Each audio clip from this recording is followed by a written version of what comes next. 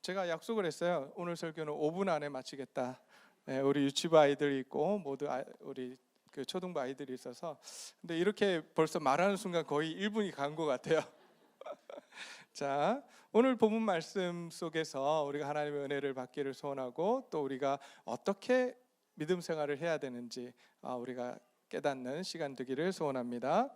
오늘 본문 속에 여러분 읽으시면서 가장 많이 등장한 단어가 있다면 그 단어가 뭘까요? 네, 너무나도 많이 보였던 단어는 사랑입니다. 그렇다면 오늘 그 요한일서를 기록한 저자는 사랑에 대해서 굉장히 강조하고 있는 것을 우리가 알 수가 있습니다. 자, 사랑이란 단어가 몇 번 나왔을까? 몇 번 나왔을까요? 네, 시간이 있으면 이제 하고 이렇게 뭐 선물도 드리고 할 텐데 시간이 없어서 19번 나옵니다. 19번. 자, 19번이 나오는데 여러분 맨 앞쪽, 그러니까 오늘 본문의 앞쪽 11절, 12절과 20절, 21절에서 반복적으로 하는 말이 있습니다. 그게 뭐냐면 서로 사랑하라. 이 이야기를 양쪽으로 하고 있어요. 그 말은 뭐냐면 서로 사랑하는 것이 가장 중요하다는 이야기를 하는 거고 오늘 이 말씀을 통해서 우리에게 요구하시는 말씀인 것입니다. 자, 그러면 왜 우리는 서로 사랑해야 할까요? 오늘 본문 말씀을 보니까 11절 말씀입니다. 사랑하는 자들아 하나님이 이같이 우리를 사랑하셨은즉 우리도 서로 사랑하는 것이 마땅하도다 라고 말씀하십니다. 자, 그럼 우리가 왜 사랑해야 된다고 이야기하시죠? 자, 이같이 사랑하셨은즉 이렇게 되어 있습니다. 그죠? 하나님이 이같이 우리를 사랑하셨은즉 우리도 서로 사랑하는 것이 마땅하다라고 말씀하십니다. 그러면 이같이 사랑하다라고 하는 이 말이 뭘까요? 도대체 하나님은 우리를 어떻게 사랑하셨길래 우리가 서로 사랑하는 것이 마땅하다라고 이야기하는 걸까요? 보니까 9절 10절 말씀입니다. 앞에 나오는 9절 10절 말씀에 이렇게 되어 있습니다. 하나님의 사랑이 우리에게 이렇게 나타난 바 되었으니 하나님이 자기의 독생자를 세상에 보내심은 그로 말미암아 우리를 살리려 하심이라. 사랑은 여기 있으니 우리가 하나님을 사랑한 것이 아니요 하나님이 우리를 사랑하사 우리 죄를 속하기 위하여 화목제물로 그 아들을 보내셨음이라. 하나님의 사랑이 어떤 사랑이라고요? 하나밖에 없는 아들을 우리를 위해서 이 세상에 보내신 사랑입니다. 그리고 그것도 모자라서 그 아들을 화목제물로 십자가에서 죽으시도록 주신 사랑이에요. 여러분, 그 사랑이 여러분의 자녀와 저의 자녀가 만약에 남을 위해서 희생돼야 된다고 한다면 기꺼이 내 자녀가 여기 있습니다라고 드릴 수 있는 분이 도대체 몇 분이나 있을까요? 근데 오늘 하나님은 우리에게 놀라운 사랑을 주셨습니다. 하나밖에 없는 독생자 예수 그리스도를 이 땅에 보내주셨어요. 아무런 조건 없이 그분을 보내주시고 예수님이 십자가에 달려 돌아가시게 하셨어요. 그것이 하나님이 우리에게 주신 사랑입니다. 그 사랑을 이제 우리가 받기를 소원합니다. 그냥 하나님이 주셨다고 해서 우리가 받는 게 아니에요. 우리가 그 사랑을 받기 위해서 필요한 게 있는데 그것이 무엇이냐면 14절과 15절 말씀이에요.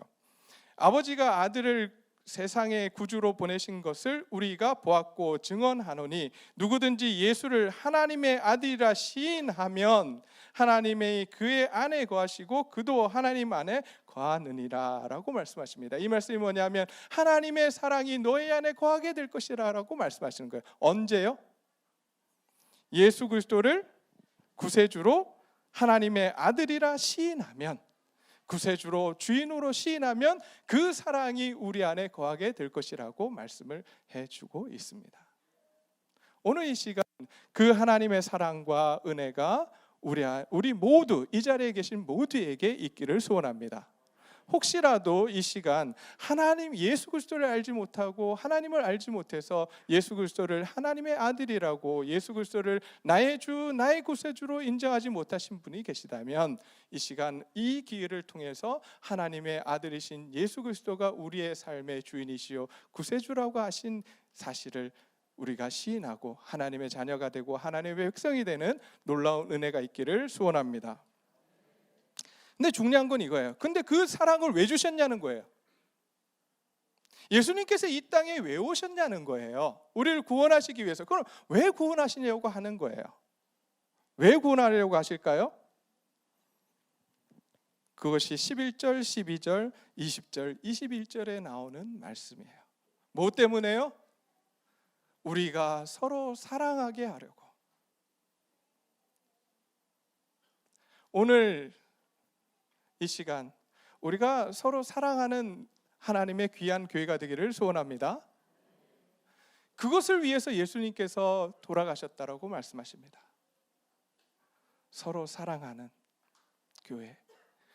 서로 사랑하면 어떤 일이 벌어질까요? 서로 사랑하면 무슨 일이 일어나길래, 서로 사랑하면 어떤 일이 일어나길래 하나님은 우리에게 사랑하라고 명령하시는 걸까요? 그것이 몇 절이냐면 12절 말씀이에요. 어느 때나 하나님을 본 사람이 없으되, 하나님을 볼 수 없다고 이야기합니다. 그런데 만일 우리가 서로 사랑하면 하나님이 우리 안에 거하시고 그의 사랑이 우리 안에 온전히 이루어지느니라.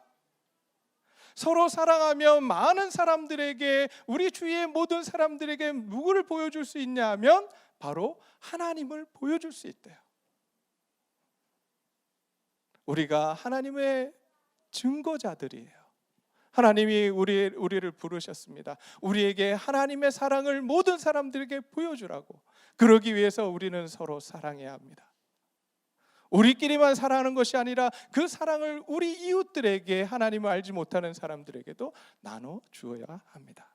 그것이 오늘 우리를 구원하신 목적입니다.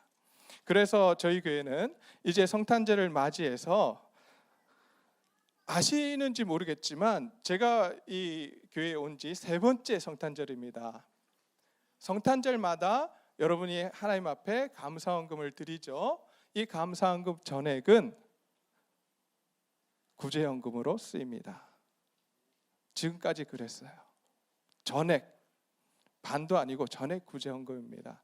그래서 지금까지는 3분의 1은 외부 구제, 3분의 2는 내부 구제로 썼는데요. 가능하면 5대 5로 하고 싶고, 제가 정말 원하는 건, 그렇게 아직 못하면 저희 교회 재정이 안 돼서 못하는데, 제가 원하는 건 추수감사절은 내부 구제, 성탄절은 외부 구제, 온전히 그렇게 쓰여졌으면 좋겠어요. 그게 제가 가지고 있는 꿈이에요. 근데 아직 저희 교회 재정이 그 정도 되지 않아요. 그러나 성탄절 헌금만큼은 예수님께서 이 땅에 오셔서 서로 사랑하라고 명령하신 것처럼 우리가 이 사랑을 하기 위해서 이 헌금 전액이 이웃들에게, 그리고 우리 안에 있는 가족들에게 나눠질 것입니다. 우리가 그 사랑을 온전히 나눌 수 있는 하나님의 귀한 예수님께서 오신 또 이 날이 되기를 소원합니다. 뿐만 아니라 여기서 그치는 것이 아니라 우리가 좀 더 많은 걸 나누려고 오시면서 받으셨죠? 롤 케이크와 우리 달력을 또 준비해서 나눠드렸습니다. 뿐만 아니에요. 오늘 이 지루한 설교가 끝나면 드디어 우리 아이들이 나와서 하나님을 찬양하는, 하나님께 마음껏 또 찬양하고 또 율동으로 또 찬양으로 하는 귀한 시간이 될 겁니다. 우리 시간 하나님을 마음껏 찬양할 수 있었으면 좋겠습니다. 그리고 오늘 좀 이따가 우리 아이들이 나와서 막 이렇게 할 때 부모님들 앞에 나와서 사진 찍어도 괜찮아요. 너무 이렇게 허리 굽히고 나올 필요 없어요. 나와서 내 아이가 하는데 그게 뭐 문제가 되겠어요? 그래서 마음껏 나와서 앞에서 사진 찍어도 괜찮습니다. 하여튼 우리가 마음껏 하나님을 찬양하고 기쁘게 하나님을 예배하는 시간들이 되셨으면 좋겠습니다. 그리고 마지막으로 다시 한번 강조합니다. 예수님이 이 세상에 오신 이유가 뭐라고요? 우리를 구원하시기 위해서. 우리를 구원하신 목적이 뭐라고요? 서로 사랑하라고.